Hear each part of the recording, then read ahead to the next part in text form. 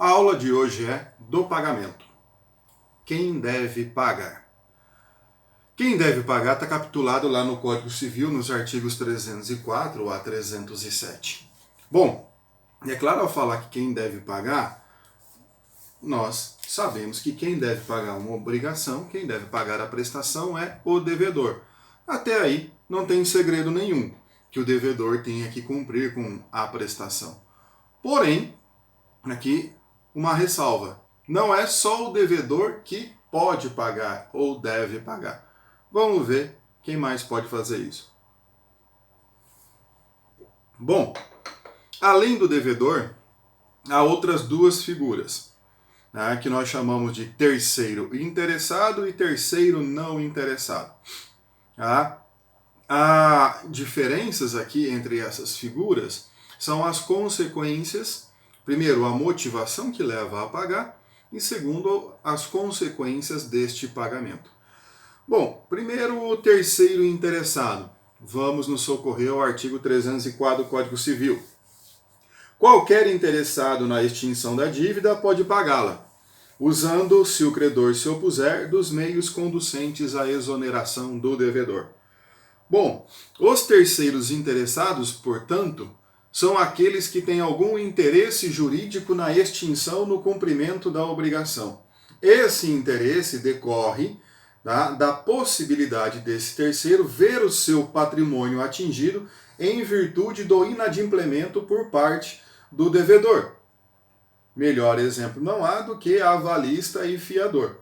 O avalista e o fiador, se o devedor não cumpre a obrigação, o patrimônio deles, não só o patrimônio, mas o nome deles poderá ficar prejudicado, o seu crédito e etc. Em virtude de constrição em órgãos de proteção ao crédito, execução forçada e tudo mais. Os terceiros interessados podem se utilizar, diz o final do 304, dos meios conducentes à exoneração do devedor. Ou seja, podem consignar o pagamento, tá? Fazer o depósito judicial ou bancário para assim cumprirem a sua obrigação. Tá? O devedor também pode fazer dessa forma, mas os terceiros interessados também podem fazer. Ressalva interessante aqui que os terceiros interessados, como diz o inciso 3º do artigo 346 do Código Civil, eles se subrogam nos direitos do credor. Ou seja, eles passam a ser credores daquele devedor, tal qual como se existisse uma cessão de crédito. Tá? Acaba que o crédito passa a ser deles e podem constranger o devedor a pagá-lo. Tá? Então, quem deve pagar a obrigação? O devedor, depois o terceiro interessado. E aí surge a figura do terceiro não interessado. Né? Aquele que não tem interesse jurídico, ou seja, que o seu patrimônio não será atingido pela inadimplência do devedor. Mas por que essa pessoa iria querer pagar? Faço a mínima ideia. Por que uma pessoa ia pagar a dívida de outra pessoa, né, sem que haja interesse? Mas vocês podem saber, pode ser um pai querendo pagar a dívida de um filho, um amigo querendo pagar a dívida de outro amigo, tá? Só nesse sentido. Mas quais as consequências e pode qualquer terceiro não interessado pagar? Pode, porque é interesse do credor receber. Lembra na cessão de crédito que o credor pode ceder o seu crédito a todo momento, daí muda a figura do credor? O terceiro interessado, algo semelhante também. Mas o terceiro interessado pode fazer o pagamento, tá, em duas situações. Ele pode pagar em nome do devedor ou pagar em nome próprio. Então, o terceiro interessado pode pagar em nome do devedor ou pagar em nome próprio. Quando o terceiro interessado paga em nome do devedor, ele na verdade está agindo como um gestor de negócios, como um representante convencional do devedor. Então aparece a pessoa e paga em nome, representando o devedor. Ah, como se fosse uma representação tácita. Nesse caso, quando paga em nome do devedor, o terceiro não interessado pode usar da consignação em pagamento. É o que diz o parágrafo único do artigo E 4. Igual direito cabe ao terceiro não interessado se o fizer em nome e conta do devedor, salvo oposição deste. Salvo se o devedor não autorize que o terceiro não interessado pague. É isso. Então, o terceiro não interessado, que está representando o devedor, pode se utilizar da consignação em pagamento. Surge daí uma outra situação. O terceiro não interessado que paga em seu próprio nome. Então, se num exemplo muito louco, eu, por exemplo, resolvesse pagar a dívida de determinada pessoa. Resolvesse pagar a dívida de alguém. Em que situação? Não sei. Não sei quando que isso poderia acontecer. Mas eu vou lá e pago a dívida de alguém. Ou vocês pagam a dívida de outra pessoa, de um amigo, de um parente, para ajudá-lo. Essa é a hipótese do artigo 305. Diz o artigo 305. O terceiro não interessado que paga a dívida em seu próprio nome tem direito a reembolsar-se do que pagou, mas não se subroga nos direitos do credor. Bom, aqui é interessante que o terceiro não interessado, ele não se subroga dos direitos do credor, ele tem tão somente tem o direito de cobrar do devedor aquilo que ele pagou. O que significa se subroga dos direitos do credor? O que significa dizer isso? Significa que ele se torna o credor com todos os direitos que o credor tinha no contrato que ele quitou. Aí é nesse sentido que se torna ali. Aí ele se torna como se fosse o credor.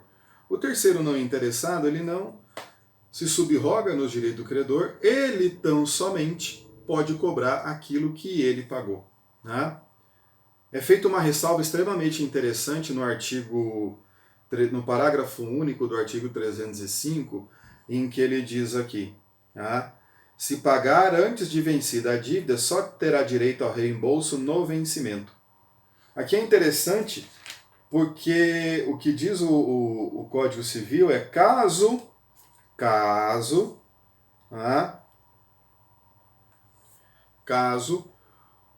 o terceiro, qualquer terceiro aqui, isso tem que deixar essa ressalva, pague a dívida antes do vencimento, ele só pode exigir do devedor o reembolso no vencimento.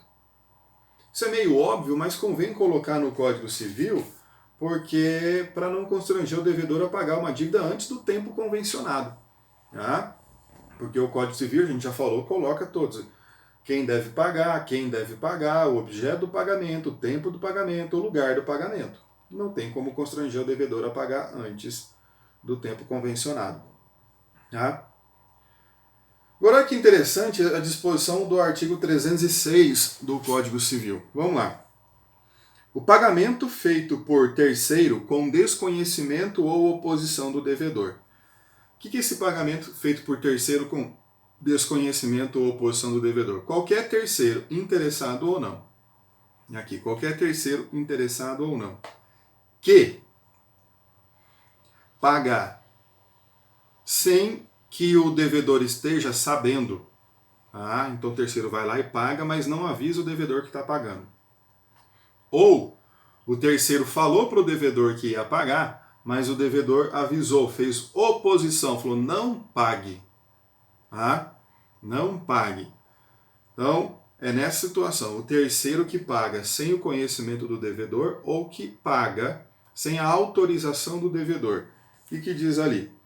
Não obriga a reembolsar aquele que pagou se o devedor tinha meios para elidir a ação.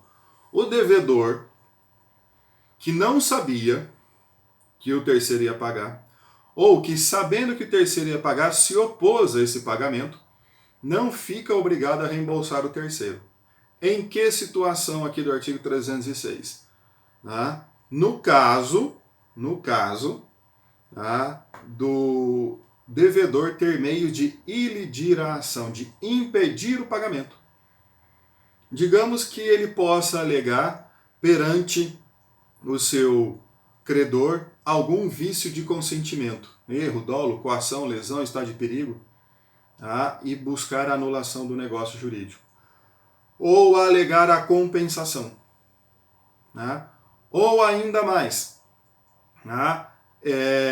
Prescrição, ou algum vício redibitório, defeito oculto no produto que ele adquiriu, ou a evicção. Então são várias as coisas que podem se impedir o pagamento que o devedor pode alegar. Se o devedor pode alegar qualquer coisa dessa que eu citei ou ainda outras várias, tá? Há a possibilidade de impedir o pagamento. E aí nesse caso ele não se vê obrigado a reembolsar o terceiro que foi lá de alegre. Ou porque não avisou o devedor, ou porque avisado, né, o devedor se opôs. Tá? Ou seja, falou não pague. Bom, e por último, o artigo 307, ele trata do pagamento quando ocorre transmissão de propriedade. Ah, quando que ocorre transmissão de propriedade? Na venda e na entrega. Você compra um bem, a pessoa lhe entrega o bem, a transmissão de propriedade. Nós já falamos algumas vezes em sala de aula da tradição. Então, o bem imóvel, a transferência da propriedade se dá pela tradição. Bom, mas aqui cabe saber quem pode transmitir a propriedade. É essa a questão. O pagamento só terá validade quando envolve transmissão da propriedade, se feito por quem tem capacidade para transmitir a propriedade. É o que diz o 307. Só terá eficácia o pagamento que importar transmissão da propriedade quando feito por quem possa alienar o objeto em que ele consistiu. Olha só. Então, eu estou falando de entregar um bem cuja a entrega desse bem consistirá em transmissão da propriedade. Então, isso significa alienar, vender. Então, só pode vender quem é proprietário. Tá? Só pode vender quem é proprietário. Quem não é proprietário não pode vender. Ou um representante que tenha poderes para isso. Se não tem poderes para isso, não é válido o pagamento. Tá? Por que não é considerado pagamento? Porque daí o real proprietário pode reivindicar a coisa do devedor e rever a coisa para si. Vamos dar um exemplo que não tem capacidade para pagamento. O tutor não tem capacidade para transferir a propriedade dos bens do seu pupilo. E nesse caso a entrega não terá eficácia como pagamento. Então, é essa questão aqui de entrar na legitimidade. Só pode, não está falando de capacidade no sentido genérico da capacidade, mas sim na legitimidade, de ter a capacidade para alienar aquele bem específico que está sendo dado em pagamento. O Código Civil coloca uma exceção quanto aos bens fungíveis, e aqui é importante essa exceção do parágrafo único aqui. A exceção não do pagamento, mas da não obrigatoriedade de reembolsar. Parágrafo único. Se der em pagamento coisa fungível, não se poderá mais reclamar do credor que, de boa fé, a recebeu e consumiu, ainda que o solvente não tivesse o direito de aliená-la. Solvente é quem está pagando. Quem está pagando. Pode ser o devedor, um terceiro. Solvente é quem está pagando. O credor não precisa devolver quando se tratar de bem fungível e se esse bem fungível foi consumido. O que é consumir aqui no sentido do bem fungível? Consumir mesmo de usar e destruir a coisa. Ou no sentido de vender. Um bem fungível que você comprou, recebeu em pagamento e daí vendeu. E o que ele está falando que desses bens fungíveis, quando de boa fé recebido, não obriga a devolução. Como de boa fé? Ora, simples. De boa fé porque você ignora ou não tem como saber que quem está pagando não tem capacidade para alienar, não tem legitimidade para alienar. Então você acredita ser um representante da empresa que lhe entregou aquele produto. Ele deu como pagamento. E depois vem descobrir que não era representante da empresa. Não era produto daquela empresa. Mas você, de boa fé, não tinha como saber e não sabia. Boa fé porque ignorava o vício, a impossibilidade da alienação. E sendo bem fungível, que pode ser substituído por qualquer outro, e foi consumido, aí não obriga a devolução. Se é um bem fungível que ainda não foi consumido, ainda está de posse e existe com o credor tem que devolver. Ah, é nesse sentido. Então veja, quem deve pagar? O devedor. Quem pode pagar? O terceiro interessado, cujo interesse decorre de um interesse jurídico, ou seja, seu patrimônio pode responder por aquela obrigação.